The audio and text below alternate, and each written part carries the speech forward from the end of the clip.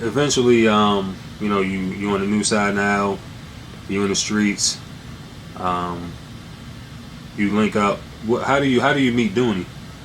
I met Dooney in 1993. I met Dooney. He supposedly had a dude had robbed him a couple of times in where he was from in the 17 or whatever. And I don't know how true it is, but they say Dooney wind up smashing the dude or whatever. So he wind up in a project by his baby mama, Keisha. You know, she introduced him, you know, somewhat, because at first he used to come through the project and he always had a gun in his pocket. And he was just coming through the circle. And like I said at the time, if you wasn't from back there, you wasn't coming through the circle like that. And so, you know, we found out who he was. He knew a few people out the project, I guess from juvenile jail or whatever. And that's how he started hanging with us. He started hustling around there, and all of us just got cool, like, you know. And he was like part of the project, you know. After a while, it was like he was from there, because I know you seen pictures with him. He got the Magnolia rags on, the hoodie. You know, he was just like one of the fellas. So what would it take for the Magnolia to take someone in? Like a certain respect? Like you had to have a name, or you just had a conversation? It wasn't about that. It's just hanging back there. Because when Dooney came back there, he didn't, you know, he was just one of the fellas.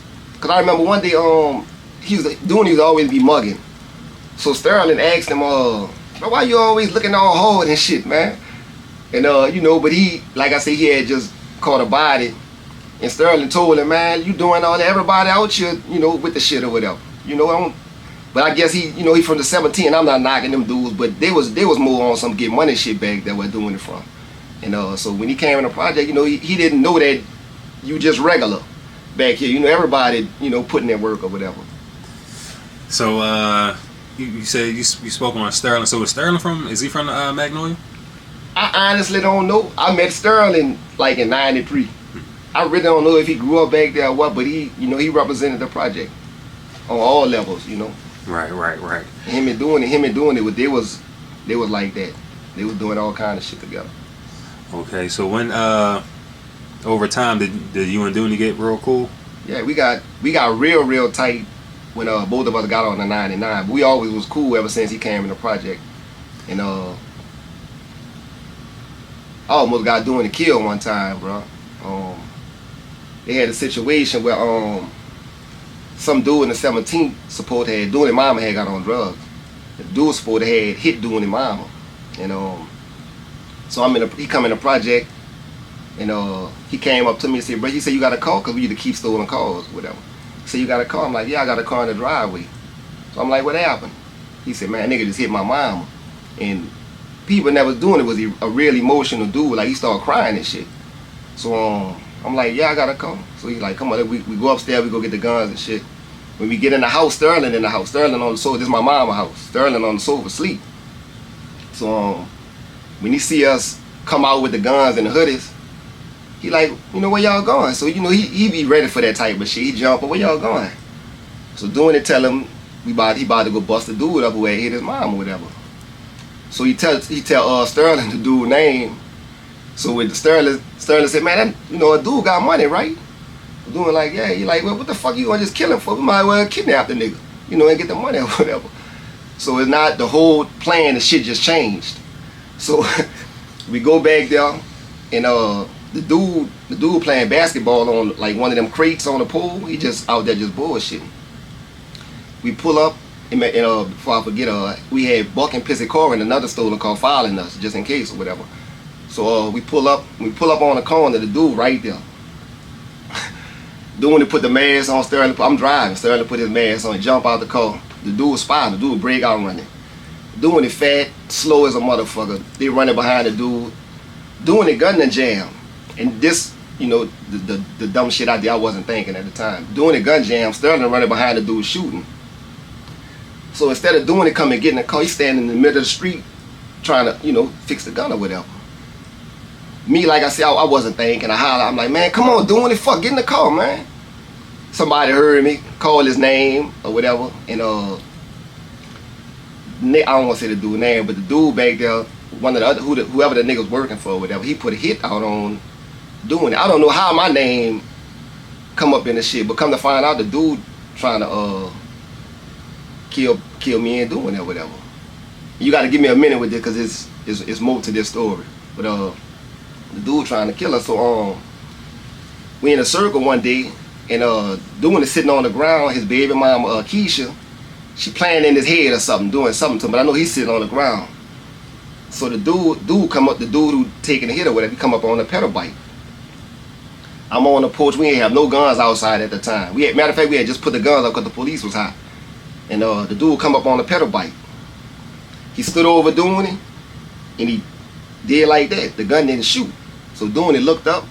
The dude, he trying to, and he did it again. It ain't shoot. So not doing it, he broke out running. So all of we running trying to go get gun. The dude ran behind Dooney. The gun finally shot, but Dooney hadn't got away or whatever, right? So Sterling come down. Sterling mad. Sterling he went and got one of the guns. He come downstairs. We telling him what happened. And his gun, he had a chop in his hand. His gun went off. Boom. Concrete hit Danielle Maurice, Eric Maurice's sister. Concrete hit all in her face and all kind of shit. You know, people thought she was shot.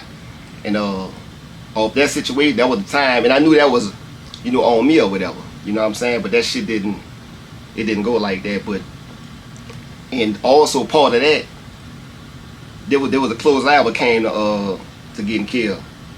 I had just came outside, the same dude. I had just came outside. I get to the circle, I ain't got on no shirt, I got on some shorts. I got my shirt across my shoulder and got no gun or nothing. As soon as I get in the circle, the dude named Willie. He dead. I say his name, the dude named Willie. So he right there. This nigga got on slacks and shoes. He one of them type of dudes, you know, he dress up shit like that, so you know nobody don't pay attention to him. So when I get to the circle, he right there. And I ain't gonna lie, I froze. When I seen, cause he facing me now, but I seen he was looking through the cut. I didn't know that was him, so when he turned around, we just like looked at each other. And he said, say Kareem, he said, man, what's Skiboo at? So, you know, I hesitated a second. I said, man, Skiboo on Magnolia. But I'm trying to, cause where he at, my mom on the 3rd floor, right? I'm trying to, you know, I gotta get up there. So he would have walking towards that way.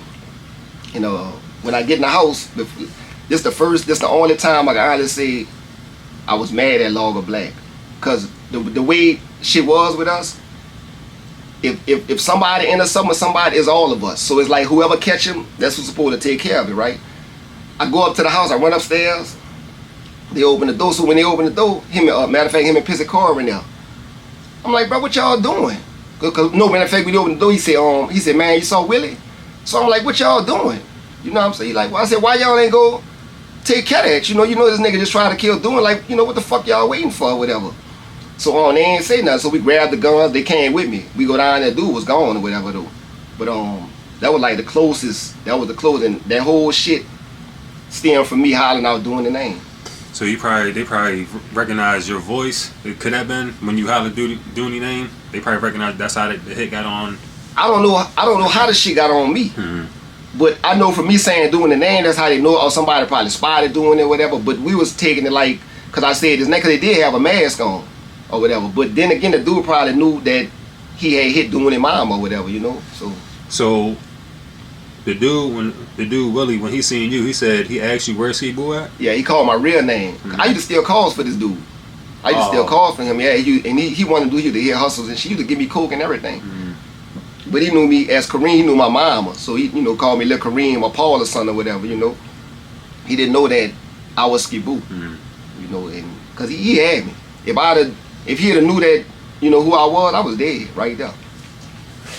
So you said you froze up. I did. Caught you off guard. He called me out. I did. I ain't gonna lie, I froze up. I ain't about to act like, you know, right.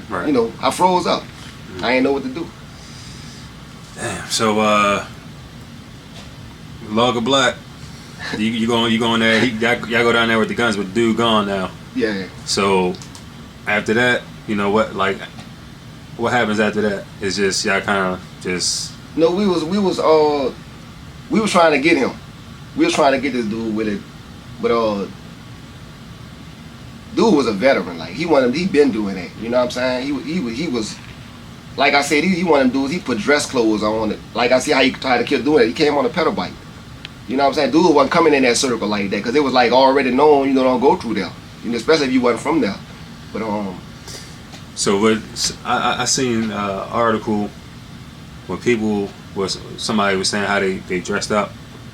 You got somebody dressed up as a clown, somebody dressed up as like an old lady.